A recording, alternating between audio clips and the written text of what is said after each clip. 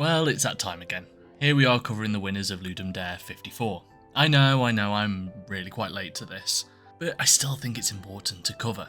Now, something that I missed last time was there are actually two winners. One of the competition, a game made in 48 hours by a single developer, and the Jam, with more relaxed rules and made by a team.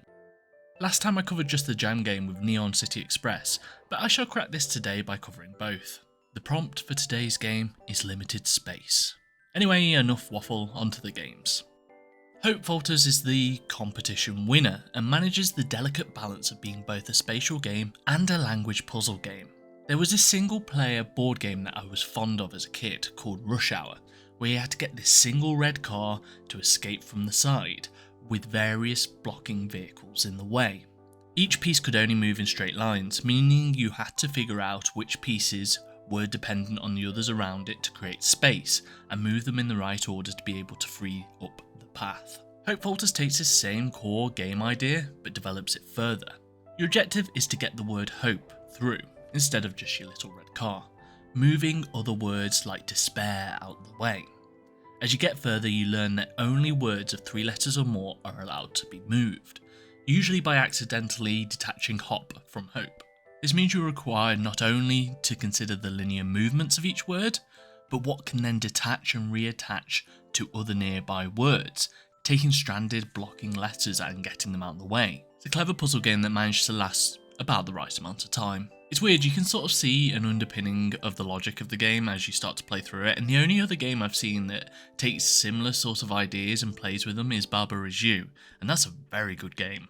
But this manages to do it in its own unique way as well. I also love the fact that there's this cool hint system that gives you clues on how to progress by letting you know words that might be important to keep moving forward.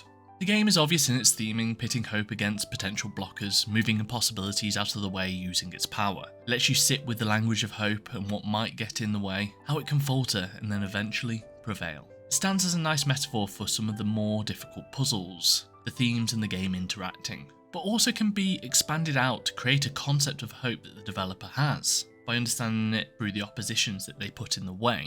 When it's no longer simply getting the red car out of the traffic jam, when it becomes about language also, I started to struggle a little bit. I find these puzzle games a little difficult in some ways. You can get stuck in the same loop of having the same idea of how you might progress and completely miss the obvious way of actually moving forward. But I really do admire this combination of puzzle ideas with theme. Stretchmancer is the winner of the Jam, and is a much sillier game, but one that has a really cool mechanic. You play as a Stretchmancer, with the ability to push away a surface, stretching the world in that direction.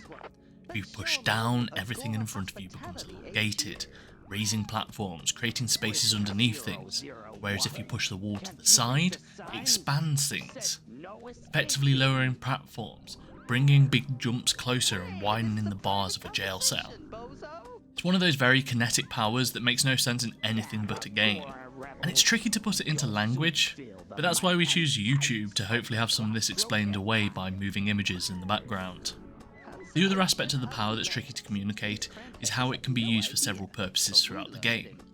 You might think that these two abilities are limited, could not produce too many puzzles, but the game manages to explore them in a really full way, adding further concepts like blocks where you can only affect them in the room and not the world around you.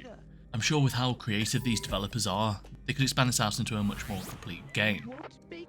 The puzzles all end up being very cute, but fun, especially with the dimensions of the world being stretched all the time.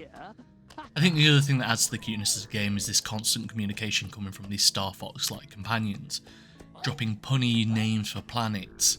The game has this very similar sense of humour to it. It's a game you wouldn't get without the N64 really. It has that same level of decoration to the interior spaces, the jokes being very similar, and the protagonist does look like Gex. But again, we find a game that is very clearly in love with a certain area, and instead of just replicating it, manages to push the boundaries much wider. It's worth a try for anyone who's really interested in genuinely unique mechanics and looking at different ways that we can think about 3D spaces. Again, apologies for this video coming in very late. I'm trying to build up a bit of momentum with the channel again, it sort of fell to the wayside, but I've also started a degree recently, as well as having a full-time job, so I'll see what I can do. Also, winter, it just sucks. All energy out of life.